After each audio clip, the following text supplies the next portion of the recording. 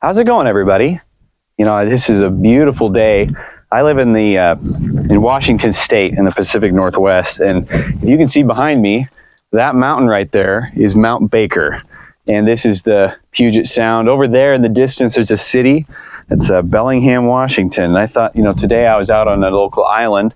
I thought it was such a beautiful day. I wanted to make a video that I've been wanting to make for a while. And the video is about the King James Bible. And this is a casual conversation. If you're new to the channel, if you joined sometime recently, I tend to do these videos. I like to call them casual conversations about Bible translations. And I'll probably branch out and do casual conversations about other topics as well. I've talked about a lot of different translations on this channel before, and the King James always comes up, but I've never actually done a video dedicated just to the King James Bible. And the reason for that is because I wanted to give it the proper amount of attention to detail that it deserves. The King James Bible is the greatest English translation that has ever existed and probably will ever exist. You know, it's a monumental piece of literature, even if you're not a Christian, right? I myself am a Christian, but even if you're not a Christian, it's still undeniable that the impact that the King James Bible has had on our culture today, you can't calculate it, especially amongst the English language. But it's unfortunate in many ways because the King James Bible has sort of fallen into an awkward place in modern history.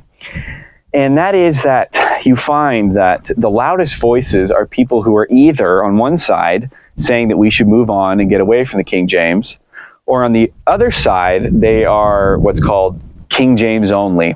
Now, I'm going to refer to King James onlyism in this video, but I want you to know that when I say King James only, I'm not referring to somebody who exclusively likes to read the King James simply because they think it's a very accurate translation or they like it. But when I say King James only, I'm referring to somebody who demands that the King James is the only inspired word of God today, and that it is all other editions of the Bible are heretical and corrupt. That is a very extreme sect of King James onlyism, and that is what I'm going to be referring to when I say King James only. So if you're somebody who exclusively reads the King James or just likes the King James, just know that I'm not referring to you, okay? Something that I want to bring up is that I actually, and this is a Bible that I don't typically show a lot on my channel, I use a bunch of different translations, but primarily my two translations are the New American Standard and the King James. And right here, this is my favorite King James that I tend to go to. It's my go-to. And it's a New Scofield. Let me get up close here. It's a New Scofield Reference Bible. Okay. The reason I like this is because it's really, it was kind of the first modern update of the King James. And what they did is they went through and took a lot of the archaic words or false friends.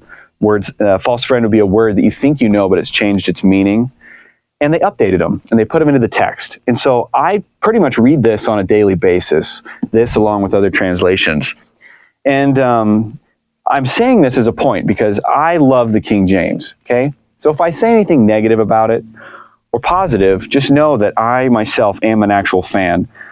One of the things that I see happen a lot is people will talk about the King James and how they love it and how you should read it for its elegance and beauty, but they themselves probably don't actually read it. Or read it regularly. I'm not talking about opening it up and reading a well-known passage, say Psalm 23 or John 3:16 or the Lord's Prayer. Those typical passages that we're used to. Oftentimes people that will talk about their King James with reverence will say, oh, it's a great book. I recommend everyone should read it. But they don't actually read it in the sense that they're actually reading it, not referencing it, right? When I talk about that I read the King James, I legitimately read it all the time. For multiple reasons. Yes, it is beautiful, but it is also accurate. So I just want to say that right out the gate, that I do actually love the King James. The King James Bible, like I said, is a monumental piece of English literature, and its impact on the English language and us as English speakers cannot be quantified. But like I said, it's unfortunate because there's so much information out there, and a lot of it about the King James is false. At least, made up, or, you hear different things. different stories about it. You know, you hear stories about the translators, how they could speak 5 different languages by the age of 3. You know, I'm exaggerating, but you get this flavor. You know, a lot of the hardcore, extreme King James only guys will use those terms. But a book that I recently read, which I would recommend to you, if you're interested in the subject of the King James, I really recommend that you read, I listened to it actually on Audible, but it's called Bible, the Story of the King James Version. It's written by a guy named Gordon Campbell, and it's fantastic. It's a very scholarly book. I wouldn't agree with all of his conclusions or all of Gordon Campbell's theology, probably, but from just a scholastic point of view, in particular, he talks in depth about the translators and the methods that they use to translate the King James, which I thought was fascinating. And it was really refreshing to hear from a world-class scholar the facts about the King James, because there's so much misinformation out there and things that are just flat out wrong. One of the things that I found absolutely fascinating as I was listening to this book by Gordon Campbell talking about the King James was the fact that he talks about how they were trying to strike the balance between both readability and accuracy. One of the hardest things to do in any translating or translation of any book, right, is to convey the meaning of the original language, but in a way that the language you're translating into, that it is understandable to those readers. And it is very, very difficult to do that and do it well. And we talk about different translation philosophies, right? We say there's formal equivalence, which is you try to be word for word. And there's dynamic equivalence, which is where more paraphrastic, right? Where you try to make a sentence flow. And the writers of the King James really tried to strike a balance where they could make the most accurate Bible possible that would also be one of the most memorably readable Bibles possible. And I think that the test of time has shown that it stood the test of time. That you have a Bible that's 400 years old that is still being read by people today. One of the things that I've heard a lot about the King James that I wanted to bring up, and the point of these casual conversations is it's supposed to be a laid-back style, right? Which is, I'm not going to go in-depth, super in-depth, but it's more just my thoughts, right? And I was actually talking to a guy who's, he's actually the owner of the KJV store, and he sent me a Bible to review that I'll be doing soon. His name's Leonard. And I was talking to him, and we were having a discussion about how we've noticed a trend in the English-speaking Christian world, which is that you find that people that prefer to read the King James, but aren't hardcore KJV only, right? That there's a sort of soft persecution that's going on. Whether directly stated or not, the point is that it's true, that, and I myself have witnessed this, you know, that someone prefers to read the King James, and but it's almost like they're afraid to talk about it, because then people give them a hard time. And they'll say, oh, automatically, just because they read the King James, they're King James only, or something like that, right? That they're, in other words, they immediately put a person that likes to read the King James into the most extreme camp possible. Now, there are people that I would say have done a great job of arguing against that. I'd say Mark Ward is someone, even though I don't agree with everything Mark Ward says, I think that he's very good at trying to state that if you like the King James, he doesn't want to dissuade you from reading it, right? Some people, though, would try to dissuade you from reading it. But again, just because you like the King James and like to read it, I think that that's commendable. That's fantastic. And again, it's an accurate translation, so I don't think there should be any problem with that, and I think we should encourage that.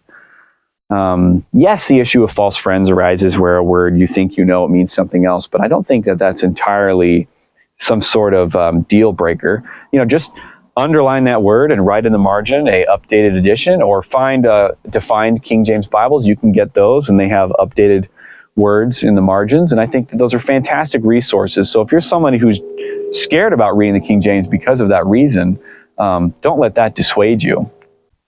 Now, another thing about the King James is that a lot of people will say it's very hard to read, and I think that most people that say that haven't actually really read it or tried to read it, applied themselves to reading it.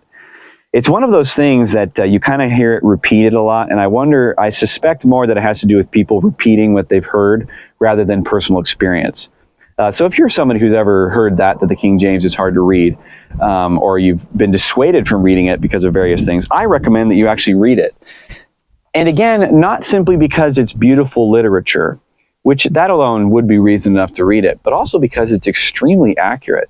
It's very, very accurate. In particular, I don't know Hebrew, but I am quite familiar, or at least fairly familiar with Greek. And in the New Testament, I can attest that it is a very accurate translation. And so that when that question arises, I hear that a lot, that it's, that it's beautiful and that, whatever. I think that we should get back to reading it, at least on a regular basis. Again, I'm not King James only in the sense that I think it's the only Bible, and far from it. I disagree with that strongly. I would prefer the text primarily that's underlies the King James. I'm a majority text guy, so I really like that text. And the King James is like 99% of the majority text. There's a couple of verses that I would probably disagree with, but again, those are few and far between. So I really like the King James for that reason alone. But I really want to encourage people to get back to reading the King James. Again, it's such a shame. I really want to separate those extreme guys from the King James, because I feel like the King James has gotten such a bad rap now that it's left this bad taste in people's mouths. And I say that from experience, because that happened to me. For a while, I was kind of, I didn't like the King James, because when I would read it, I would just think about those crazy guys, and then it tainted it.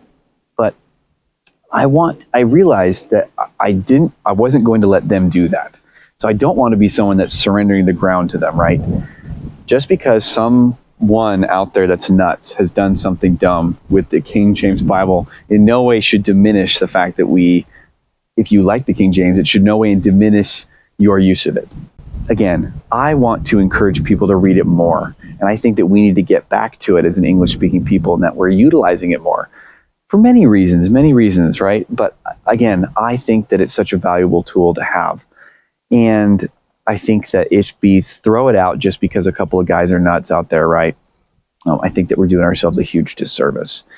Anyway, that's just kind of my off the dome thoughts. It got a little windy on the beach, so I actually had to move. There was a lot of noise. There were some boats out on the water, so I had to finish it up here. But I'm going to be making a lot more videos about this subject in the future, and I probably will make a more in-depth video talking about the extremes of King James onlyism. But I wanted to finish it up at least by giving the encouragement to read your Bibles. Again, whatever translation, as long as you're reading it, right? It doesn't do you any good to talk about which editions are better, or which translation you think is better, or which is more accurate, which is your favorite, if you're not actually reading it, right?